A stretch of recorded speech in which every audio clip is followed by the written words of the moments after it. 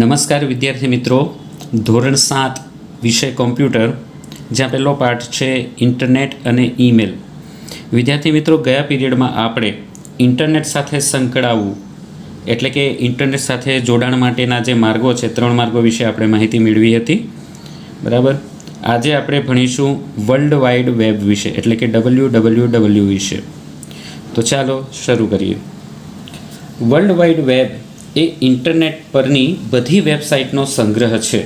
આ બધી વેબસાઇટ એકબીજા સાથે સંકળાઈને માહિતીનું એક વિશ્વવ્યાપી વેબ એટલે કે જાળું અથવા તો માળખું રચે છે. વર્લ્ડ વાઇડ વેબ એની સાથે તમામ વિશ્વમાં જેટલી પણ વેબસાઇટો છે એ તમામ એકબીજા સાથે સંકળાયેલી છે. બરાબર. અને વર્લ્ડ વાઇડ વેબ એ તમામનો સંગ્રહ છે એટલે કે એ તમામ વેબસાઇટની માહિતી WWW એટલે કે વર્લ્ડ વાઇડ વેબને છે. વિદ્યાર્થી મિત્રો, યાદ રાખજો, WWWનું પૂરું નામ શું છે? તો કે વર્લ્ડ વાઇડ વેબ. બરાબર. હવે આ તમામ વેબસાઇટ્સ એકબીજા સાથે સંકળાઈને શું રચે છે? તો કે માહિતીનું એક વિશ્વવ્યાપી વેબ, બરાબર, એટલે કે જાળું અથવા તો માળખું રચે છે. હવે વર્લ્ડ વાઇડ વેબ અને ઇન્ટરનેટને લગતા કેટલાક શબ્દોનો પરિચય આપણે મેળવવાના છીએ. એમાં પહેલું છે વેબ બ્રાઉઝર. વેબ બ્રાઉઝર એટલે શું, એના વિશે માહિતી મેળવીએ. WWW સાથે જોડાવા માટે તથા તેના પરની માહિતી જોવા માટેનો પ્રોગ્રામ એટલે વેબ બ્રાઉઝર. એટલે કે વેબ બ્રાઉઝર એક એવો પ્રોગ્રામ છે કે જે તમારે કોઈ પણ વેબસાઇટની મુલાકાત લેવી હોય તો તેના ઉપયોગમાં આવે છે. એટલે કે આપણે કોઈ પણ વેબસાઇટ જોવી હોય તો આપણે કોનો ઉપયોગ કરવો પડશે? વેબ બ્રાઉઝરનો. અને એવા પ્રચલિત વેબ બ્રાઉઝર કયા કયા છે તમે પણ સારી રીતે જાણો છો. સૌથી પહેલાં તો એક છે માઇક્રોસોફ્ટ ઇન્ટરનેટ એક્સપ્લોરર. કોઈ પણ વિન્ડોઝ ઓપરેટિંગ સિસ્ટમ ધરાવતું કમ્પ્યુટર હોય એની અંદર આ વેબ બ્રાઉઝર અગાઉથી ઇન્સ્ટોલ કરેલું હોય છે. તમે જોયું હશે ક્યારેક, એનો જે આઇકન છે એમાં આ રીતે લખેલું આવે છે, ઈ હોય છે અને ઈની ફરતે આવી રીતે એક સર્કલ બનાવેલું હોય છે. તો આવો એનો આઇકન હોય છે ઇન્ટરનેટ એક્સપ્લોરરનો. અને અન્ય કોઈ પ્રચલિત બ્રાઉઝરના નામ તમે જાણો છો? ઇન્ટરનેટ એક્સપ્લોરર જેવા બીજા જ વેબ બ્રાઉઝર હોય એવા તમે જાણો છો કયા કયા? તો એક તો ગૂગલ ક્રોમ. ગૂગલ વેબસાઇટની વાત નથી થતી, વેબ બ્રાઉઝરની વાત થતી હોય ત્યારે ગૂગલ ક્રોમ. બરાબર. ત્યાર પછી ઓપેરા મિની અને મોઝિલા ફાયરફોક્સ. ત્યાર પછી યાદ કરો, ઓલું ખિસકોલીવાળું કયું બ્રાઉઝર હતું? બરાબર, મેડ ઇન ચાઇના, કે જેના ઉપર પ્રતિબંધ લગાવ્યો. યાદ છે કોઈને? Yes, UC browser. બરાબર. તો આવા જે જુદા જુદા વેબ બ્રાઉઝર છે એમના ઉપર આપણે વેબસાઇટ ઓપન કરી શકીએ છીએ, માહિતીઓ જોઈ શકીએ છીએ. ત્યાર પછી વેબ સર્વર. વેબ સર્વર એટલે શું? તો કે એક પ્રોગ્રામ અથવા કમ્પ્યુટર જેમાં બધી વેબસાઇટનો સંગ્રહ છે, અથવા તો એમ કહેવામાં આવે કે જ્યાં વેબસાઇટનો સંગ્રહ છે.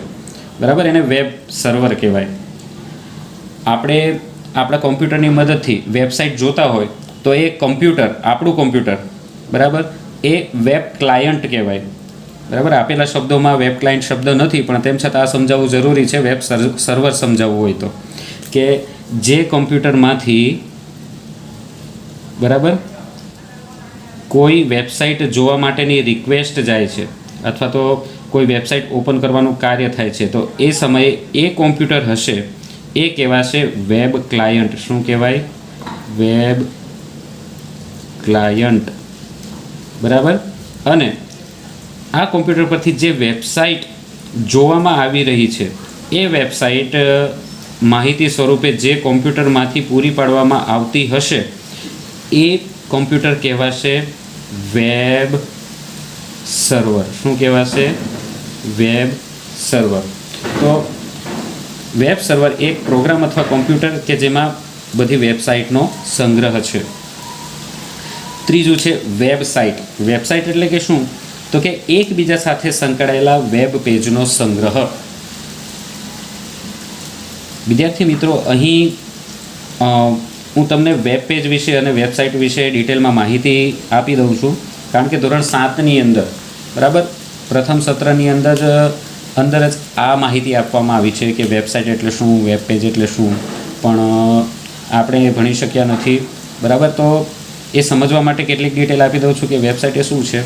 તો કે સૌથી પહેલાં આપણે જોઈએ, તમે કહેશો કે સર એ બધું સમજાવવાની જરૂર નથી, વેબસાઇટ તો અમે રોજ જોતા હોય, બરાબર, અમારે ગણિત શીખવું હોય અથવા તો મમ્મીએ કંઈ શોપિંગ કરવું હોય તો એ બધી વેબસાઇટો હું જ ઓપન કરી આપું છું, બરાબર, તમે જાણતા જ હશો. પણ ખરેખર વેબસાઇટ એ શું છે આપણે જાણવા માટે જરૂરી છે. વેબસાઇટ છે એ તમને ખબર છે, બરાબર, પણ વેબસાઇટ એટલે શું એકવાર જાણી લો, બરાબર. તો આપણે જે માહિતી વેબસાઇટ પર જોતા હોઈએ છીએ, બરાબર, લખાણ છે, ત્યાર પછી કેટલાક ચિત્રો હશે, વિડીયો સ્વરૂપે માહિતી હશે, કેટલીક સંગીતની ફાઇલો અથવા તો એપ્લિકેશનની લિંક સ્વરૂપે ઘણી બધી માહિતીઓ વેબસાઇટ ઉપર આપણને જોવા મળે છે. તેમાં ઘણીવાર તમે જોયું હશે કે તમે કોઈ ચોક્કસ બટન ઉપર ક્લિક કરો છો ને તો એને લગતી વિગતો ફરીથી આપણને જુદા પેજમાં શો થાય છે, બરાબર. એ જ રીતે ફરીથી એ શો થયેલા પેજમાં પણ કેટલાક બટન્સ છે અને કોઈ બટન તમે ક્લિક કર્યું છે, કોઈ બટન ઉપર ક્લિક કરો છો અને ફરી નવી માહિતી એક અલગ પેજ ઉપર ખુલે છે. તો આવી રીતે એ વિવિધ વેબ પેજીસ આપણી સામે આવતા જાય છે. તો વેબસાઇટ એ શું છે કે ઘણા બધા વેબ પેજનો સમૂહ એ વેબસાઇટ છે. એટલે કે ઘણા બધા વેબ પેજીસ મળીને એક વેબસાઇટ બને છે કે જેને સુવ્યવસ્થિત રીતે ગોઠવેલા છે તમામ વેબ પેજીસને, અને એવો વેબ પેજનો સમૂહ એટલે વેબસાઇટ. અને વેબ પેજ એ ટાઈપ કરીને તૈયાર કરવામાં આવે છે કે જેને તમે વેબ બ્રાઉઝરના ઉપયોગ વડે જોઈ શકો એવી રીતે તૈયાર કરવામાં આવે છે, ત્યારે તે વેબસાઇટના ઉપયોગમાં લેવામાં આવે છે. તો આ થઈ માહિતી વેબ પેજ વિશેની, કે વેબ પેજ એટલે કે એકબીજા સાથે સંકળાયેલા, વેબસાઇટ એટલે શું તો કે એકબીજા સાથે સંકળાયેલા વેબ પેજનો સંગ્રહ. હવે વાત કરીએ વેબ પેજની, કે વેબ પેજ એટલે શું તો કે વેબસાઇટ પરની માહિતીનું એક પેજ. હવે વેબસાઇટ પરની માહિતીનું એક પેજ કાઉન્સમાં લખ્યું છે ટેક્સ્ટ. ટેક્સ્ટ એટલે કે લખાણ, બરાબર. આપણે નોટબુકમાં લખતા હોઈએ તો એને આપણે લખાણ કહીએ, રાઇટિંગ કહીએ, પણ કોમ્પ્યુટર ઉપર જે દેખાતું લખાણ હોય છે એને ટેક્સ્ટ તરીકે ઓળખવામાં આવે છે. ઇમેજ, ઇમેજ એટલે ચિત્રો અથવા તો જેને ફોટોસ કહીએ છીએ, બરાબર, તો એને ઇમેજ કહેવાય છે. ધ્વનિ એટલે કે ઓડિયો, બરાબર, ઓડિયો ફાઇલ્સ, સંગીતની ફાઇલ્સ એ ધ્વનિ. ત્યાર પછી ચલચિત્રો એટલે કે વિડીયો ક્લિપ્સ, બરાબર. તો વેબસાઇટ પરની માહિતી આમાંથી કોઈ પણ હોઈ શકે છે, બરાબર. તો એના વડે બનેલું એક પેજ એને કહેવાય છે વેબ પેજ. ત્યાર પછી પાંચમું છે હોમ પેજ. હોમ પેજ એટલે શું તો કે વેબસાઇટનું પ્રથમ પેજ. તમે બ્રાઉઝરની અંદર કોઈ પણ વેબસાઇટ ખોલો છો, વેબસાઇટનું જે એડ્રેસ હોય છે એ ટાઈપ કરીને વેબસાઇટ ખોલો અને એ વેબસાઇટ ખોલતાની સાથે જે તમને પ્રથમ પેજ જોવા મળે એને જે તે વેબસાઇટનું પ્રથમ પેજ એટલે કે હોમ પેજ કહેવાય છે. તો વેબસાઇટનું પ્રથમ પેજ કોને કહેવાય તો કે હોમ પેજ. ચાલો, વેબસાઇટ પરની માહિતીનું એક પેજ એને શું કહેવાય તો કે વેબ પેજ. એકબીજા સાથે સંકળાયેલા વેબ પેજનો સંગ્રહ કયા નામે ઓળખાય છે તો કે વેબસાઇટ. એક પ્રોગ્રામ અથવા કમ્પ્યુટર જેમાં બધી વેબસાઇટનો સંગ્રહ છે તેને શું કહેવાય છે વેબ સર્વર. ત્યાર પછી એક પ્રશ્ન કે કોની મદદથી આપણે વેબસાઇટો જોઈ શકીએ છીએ અથવા તો વેબસાઇટ પરની માહિતી જોઈ શકીએ છીએ, તો એનો જવાબ છે વેબ બ્રાઉઝર, બરાબર. ત્યાર પછી આગળ જોઈએ કે હાઇપરલિંક. હાઇપરલિંક એટલે શું? વેબ પેજ પરનું વેબ એડ્રેસ, બરાબર, તે બીજા વેબ પેજ પર જવા માટેનો શોર્ટકટ છે. તે ઇમેજ અથવા ટેક્સ્ટ પણ હોઈ શકે, પણ ટેક્સ્ટ કેવી લખી છે હાઇપર ટેક્સ્ટ. હવે હું તમને કહી દઉં કે હાઇપરલિંક એટલે શું. તમે ઘણીવાર જુઓ છો કે કોઈ વેબસાઇટ ઉપર આપણે કોઈ ચિત્ર ઉપર ક્લિક કરીએ અને અન્ય ડિટેલ ખુલી જતી હોય છે, તો એને શું કરવામાં આવ્યું છે કે ચિત્ર છે એ અલગ વેબ પેજ છે અને ચિત્રની ડિટેલ એ પણ અલગ પેજ છે, પણ એ ચિત્રને હાઇપરલિંક કરી દેવામાં આવ્યું હોય છે. શું કરી દેવામાં આવ્યું છે? હાઇપરલિંક. જેથી કરીને ત્યાં ક્લિક કરીને આપણે જે એની ડિટેલ્સ છે એ પેજ ઉપર સીધા પહોંચી જઈએ છીએ. એટલે કે વેબ પેજ પરનું વેબ એડ્રેસ અથવા તો લિંક કે જ્યાંથી બીજા વેબ પેજ પર જઈ શકાય છે, બરાબર. તો બીજા વેબ પેજ પર જવા માટેનો શોર્ટકટ છે તે ઇમેજ એટલે કે ચિત્ર પણ હોઈ શકે અથવા તો ટેક્સ્ટ પણ હોઈ શકે. કેવી ટેક્સ્ટ? તો કે હાઇપર ટેક્સ્ટ પણ હોઈ શકે. ત્યાર પછી જોઈએ આપણે યુઆરએલ વિશે. યુઆરએલનું પૂરું નામ યાદ રાખજો મિત્રો, યુનિવર્સલ રિસોર્સ લોકેટર. યુઆરએલનું પૂરું નામ શું છે? Universal resource locator. તે શું છે? તો કે તે ઇન્ટરનેટ પર વેબસાઇટનું એડ્રેસ એટલે કે સરનામું છે. એટલે કે વેબસાઇટના એડ્રેસને યુઆરએલ એટલે કે યુનિવર્સલ રિસોર્સ લોકેટર પણ કહેવાય છે. ત્યાર પછી છે HTML. HTMLનું પૂરું નામ હાઇપર ટેક્સ્ટ માર્કઅપ લેંગ્વેજ. બરાબર, આ એક એવી ભાષા છે, એવી લેંગ્વેજ છે કે જેની મદદથી વેબસાઇટ અને વેબ પેજ આપણે ક્રિએટ કરી શકીએ છીએ, વેબ પેજની રચના કરી શકીએ છીએ. ઘણા બધા વેબ પેજ ભેગા કરી આપણે વેબસાઇટ પણ તૈયાર કરી શકીએ છીએ. તો કે તે વેબ પેજની રચના માટે ઉપયોગમાં લેવાતી પ્રમાણભૂત સાંકેતિક ભાષા છે. તે માર્કઅપ કોડ અથવા પ્રતીકોનો સમૂહ છે જે બ્રાઉઝરને જણાવે છે કે વેબ પેજ કઈ રીતે દર્શાવવું. દરેક માર્કઅપ કોડને એલિમેન્ટ અથવા ટેગ કહે છે. એટલે કે માર્કઅપ કોડને શું કહેવાય છે? તો કે એલિમેન્ટ અથવા તો ટેગ. હવે આ માર્કઅપ કોડ કેવા હોય? તો કે વેબ પેજની રચના કરવી હોય ને તો એના માટે વિવિધ ટેગ્સનો ઉપયોગ થાય છે. એક વેબ પેજ બનાવવા માટે આ એક ટેગ એ માર્કઅપ સંકેતો ધરાવે છે. દરેક ટેગ માર્કઅપ સંકેતો ધરાવે છે. સૌથી પહેલાં તો એ કહી દઉં કે આ જે ખૂણાવાળા કાઉન્સ છે જેને આપણે લેસ ધેન કે ગ્રેટર ધેન માટે ઉપયોગ કરીએ છીએ, એને આપણે વેબ પેજની રચના વખતે એક કૌંસ તરીકે લેવાનું હોય છે અને આ કૌંસની અંદર વિગતો લખવાની હોય છે. બરાબર, તો આટલી માહિતી એ ટેગ અથવા તો માર્કઅપ સંકેતો કહેવાય છે. બરાબર, ઉદાહરણ તરીકે HTML ટેગ છે તો એને આ રીતે લખાય HTML. તો આ થયો HTML ટેગ. તો આવી રીતે વિવિધ ટેગ એટલે કે એલિમેન્ટનો ઉપયોગ થાય છે. બરાબર, કઈ ભાષામાં? તો કે હાઇપર ટેક્સ્ટ માર્કઅપ લેંગ્વેજ એટલે કે HTML. બરાબર, તો આવી રીતે વિવિધ ટેગોનો ઉપયોગ કરીને આપણે વેબ પેજ બનાવવાનું હોય. બરાબર, અને ઘણા બધા વેબ પેજ તૈયાર થઈ જાય ત્યાર પછી એની વેબસાઇટ પણ બનાવી શકાય. બરાબર, હવે આગળ જોઈએ URL યુનિવર્સલ રિસોર્સ લોકેટર. એના વિશે આપણે પૂરેપૂરી માહિતી મેળવીએ. વિદ્યાર્થી મિત્રો, ઉપર આપણે શીખી ગયા કે યુઆરએલ એટલે કે કોઈ પણ વેબસાઇટ હોય તેનું નામ અથવા તો સરનામું. બરાબર, તો અહીં ઉદાહરણ તરીકે એક વેબસાઇટનું સરનામું આપેલું છે. જોઈએ, નવનીત એજ્યુકેશનનું યુઆરએલ નીચે પ્રમાણે છે. બરાબર, તો અહીં લખેલું છે HTTP. બરાબર, ત્યાર પછી કોલન, ત્યાર પછી / અને ત્યાર પછી www.navneet.com. તો આ છે નવનીત પબ્લિકેશનનું વેબ એડ્રેસ એટલે કે યુઆરએલ. બરાબર, તો કે નવનીતની વેબસાઇટનું સરનામું શું છે એટલે કે નવનીતનું યુઆરએલ શું છે? તો આપણે એમ કહી શકીએ કે http://www.navneet.com. તો આ એક યુઆરએલ છે. હવે યુઆરએલમાં પણ વિભાગ પડે છે. બરાબર, તો એ વિભાગને સમજી લઈએ. જેમાં સૌથી પહેલાં છે પ્રોટોકોલ. આ પ્રોટોકોલ એટલે કયો વિભાગ? તો કે HTTP આ રીતે લખેલું છે. બરાબર, હાઇપર ટેક્સ્ટ ટ્રાન્સમિશન પ્રોટોકોલ કહેવાય છે એને. અને ત્યાર પછી કોલનની સંજ્ઞા છે, ત્યાર પછી 2 ફોરવર્ડ સ્લેશની સંજ્ઞા છે. તો આ વિભાગ થયો પ્રોટોકોલનો વિભાગ. ત્યાર પછીનો વિભાગ છે એ છે વેબ. www આપણે અગાઉ જોઈ ગયા કે વેબને www તરીકે ઓળખવામાં આવે છે. ત્યાર પછી ડોટ, અને ડોટ પછી છે હોસ્ટ અને ટાઈપ.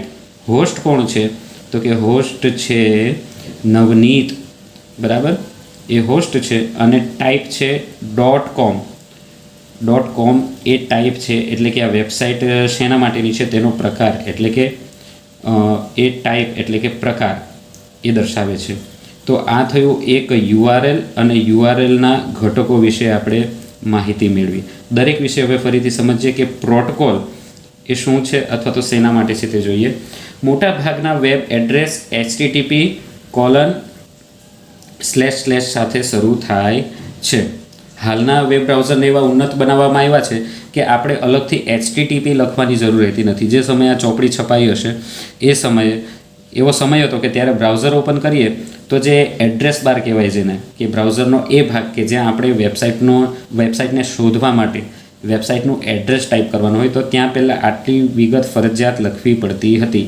HTTP, ત્યાર પછી કોલન અને // આટલું લખી ત્યાર પછી વેબસાઇટનું જે નામ છે બાકીનું કે www.navneet.com એ ટાઈપ કરીએ અને ત્યાર પછી બાજુમાં ગો બટન આવતું અથવા તો એન્ટર કીનો ઉપયોગ કરી એ વેબસાઇટ આપણે ઓપન કરી શકતા હતા.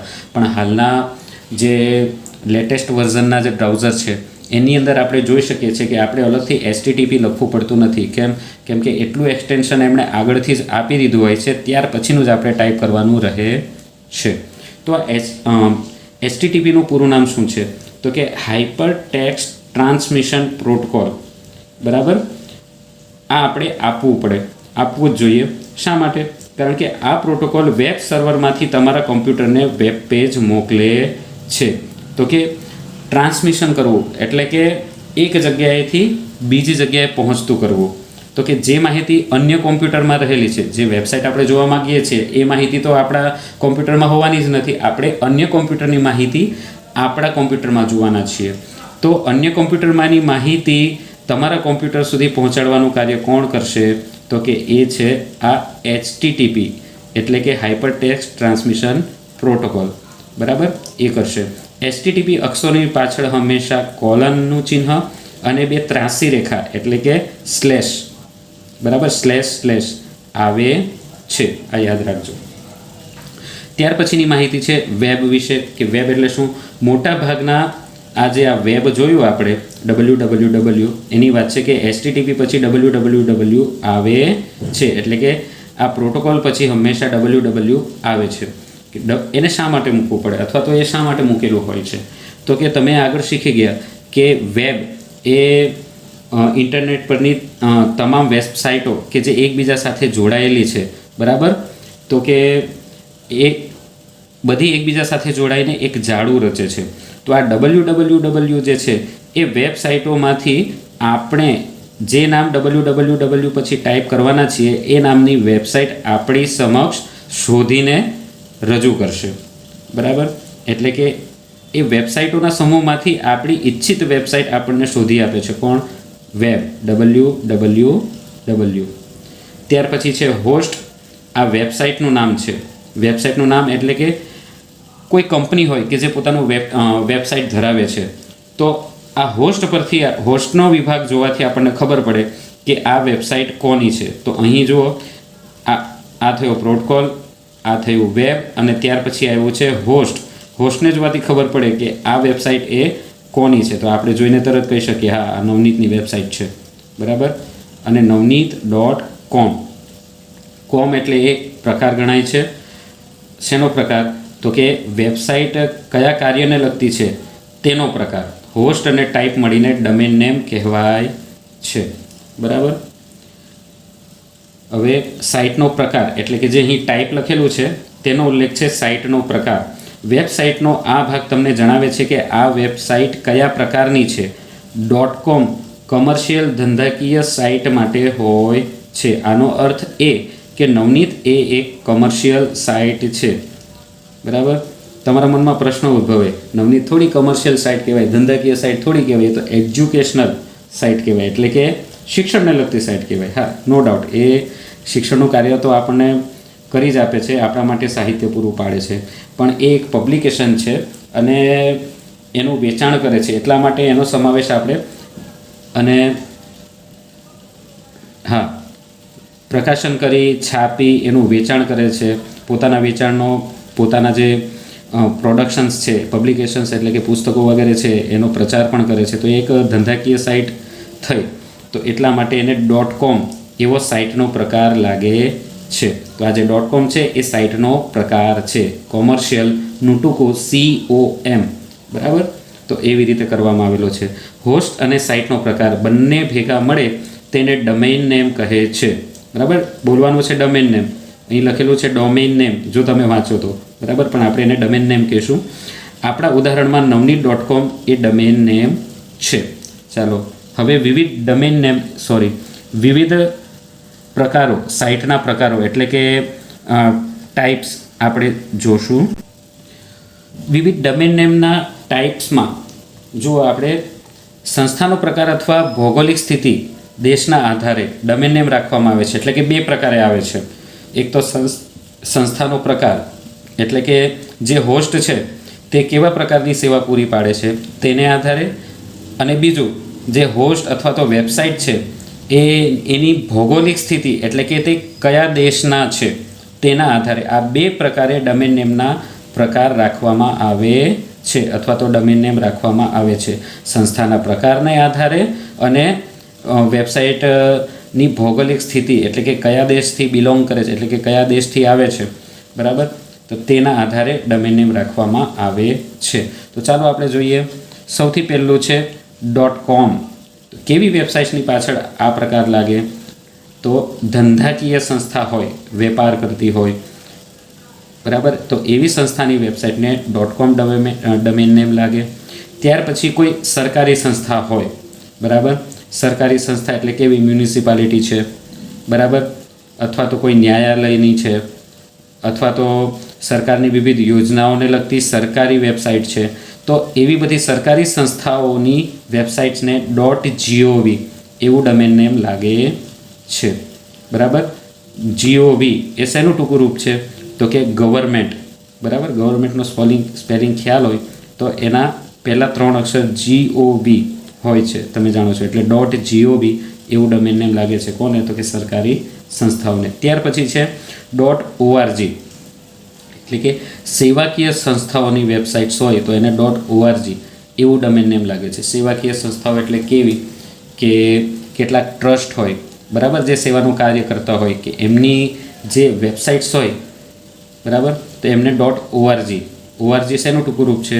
તો કે ઓર્ગેનાઇઝેશન. સેવાકીય સંસ્થાઓને ઓર્ગેનાઇઝેશન કહેવાય છે, તો એના પહેલાં 3 અક્ષર .org એ કહેવાય છે. ત્યાર પછી શૈક્ષણિક સંસ્થાઓ, EDU તમે સમજી ગયા. ચાલો હવે મારે કહેવું નથી પડવાનું, મને ખ્યાલ છે. આપણે શિક્ષણને કહીએ છીએ એજ્યુકેશન, શૈક્ષણિકનું અંગ્રેજી થાય છે એજ્યુકેશનલ, બરાબર. તો એજ્યુકેશનલ જે સંસ્થાઓ હશે, ઓર્ગેનાઇઝેશન હશે, એજ્યુકેશનલ સંસ્થાઓ હશે, એમની વેબસાઇટ્સને .edu એવું ડોમેન નેમ લાગશે. ત્યાર પછી .net એટલે કે નેટવર્કનું ટૂંકું રૂપ છે .net. મોટું નેટવર્ક, હવે મોટું નેટવર્ક કોનું હોઈ શકે? તો વિવિધ બેન્કોનું હોઈ શકે, કેટલીક સંસ્થાઓનું પોતાનું નેટવર્ક હોય છે, કેટલીક કંપનીઓ પોતાનું નેટવર્ક ધરાવે છે, બરાબર. નેટવર્ક એટલે આપણે ટેલિફોનનું નેટવર્ક જ નથી સમજવાનું અથવા તો કમ્પ્યુટરનું નેટવર્ક એ જ નથી સમજવાનું. એક જ સંસ્થાને એક બીજી જે બ્રાન્ચીસ અલગ અલગ જગ્યાએ હોય તો એમનું પણ પોતાનું નેટવર્ક હોય, બરાબર. તો અન્ય વિવિધ શાખા હોય કોઈ એક કંપનીની, બરાબર, તો જે તે કંપનીની પોતાનું એ નેટવર્ક કહેવાય. તો એવી રીતે મોટું નેટવર્ક ધરાવતી સંસ્થાઓ હોય તો એને પણ એની વેબસાઇટોને કયું ડોમેન નેમ લાગે? .net એટલે કે .net, બરાબર. તો આ થયા સંસ્થાના પ્રકારના આધારે હોય તેવા કેટલાક ડોમેન નેમ. હવે આપણે જોઈએ ભૌગોલિક સ્થિતિના આધારે હોય તેવા કેટલાક ડોમેન નેમ. હવે ભૌગોલિક સ્થિતિ એટલે તમે સમજી ગયા ઉપર કીધું એ પ્રમાણે કે વિવિધ દેશ હશે, એ દેશની જે તે દેશની વેબસાઇટ હોય તો એને આ ડોમેન નેમ લાગી શકે છે. દાખલા તરીકે કોઈ વેબસાઇટ છે એ ભારતની છે, અહીં ઇન્ડિયા એવું લખેલું છે, તો એને કેવું ડોમેન નેમ લાગે? .in. એ જ રીતે ઓસ્ટ્રેલિયા હોય તો .au. યુનાઇટેડ સ્ટેટ્સ, કયા દેશને કહેવાય છે યુનાઇટેડ સ્ટેટ્સ? જાણો છો, બરાબર. યુનાઇટેડ સ્ટેટ્સ એટલે અમેરિકા, બરાબર, ખ્યાલ આવ્યો, બરાબર. તો અમેરિકાની કોઈ વેબસાઇટ હોય તો .us. યુનાઇટેડ કિંગડમ, બરાબર, એને UK કહેવાય છે એ દેશને, હાલમાં તો એ બ્રિટન કહેવાય છે, બરાબર. યુનાઇટેડ કિંગડમ જો એની વેબસાઇટ હશે તો .uk આવશે. ત્યાર પછી ચાઇના, ચીનની કોઈ વેબસાઇટ હશે તો એને ડોમેન નેમ લાગશે .cn. ત્યાર પછી જાપાન દેશની જો કોઈ વેબસાઇટ હશે તો એને ડોમેન નેમ લાગી શકે છે .jp. એ જ રીતે પાકિસ્તાન દેશની કોઈ વેબસાઇટ હોય તો એને ડોમેન નેમ લાગી શકે .pk. અને કેનેડા દેશની કોઈ વેબસાઇટ હોય તો એને ડોમેન નેમ લાગી શકે છે CA, બરાબર. તો આ રીતે આપણે ડોમેન નેમના પ્રકાર જોયા. ડોમેન નેમના બે પ્રકાર હતા કે સંસ્થાના પ્રકાર આધારે અને ભૌગોલિક સ્થિતિના આધારે. આવા બે પ્રકારના આપણે ડોમેન નેમ જોઈ ગયા. હવે આગળ વાત કરીએ wwwની કામગીરી વિશે. wwwની કામગીરી. વેબ સર્વરને માહિતી માટેની વિનંતી મોકલવા માટે વેબ બ્રાઉઝરનો ઉપયોગ થાય છે. વિનંતી મળીએ વેબ સર્વર વેબ બ્રાઉઝરને માહિતી મોકલી આપે છે. હવે એ કઈ રીતે થાય છે? આ બધું ગણતરીની સેકન્ડોમાં જ બની જાય છે. એક કોમ્પ્યુટર છે કે જ્યાં કોઈ વેબસાઇટ ઓપન કરવા માગે છે ઉપયોગ કરતા, તો એ અહીંથી એ વેબસાઇટ જોવા માટે વિનંતી કરશે, બરાબર. તો એ વિનંતી મોકલવા માટે કયા પ્રોગ્રામનો ઉપયોગ થાય છે? કે વેબ બ્રાઉઝરનો ઉપયોગ થાય છે. વિનંતી મળીએ એટલે કે એ વેબસાઇટ જે આપણે ખોલવા માગીએ છીએ એ વેબસાઇટ જે કોમ્પ્યુટરમાં હશે દૂરનું, જરૂર નથી કે આપણી બાજુમાં જ હોય અથવા તો આપણા દેશમાં કે આપણા રાજ્યમાં જ હોય, એ કદાચ અન્ય દેશમાં પણ હોઈ શકે, પણ એ વિનંતી એની પાસે તરત જ પહોંચે છે ગણતરીની સેકન્ડોમાં. અને વિનંતી મળીએ વેબ સર્વર વેબ બ્રાઉઝરને માહિતી મોકલી આપે છે.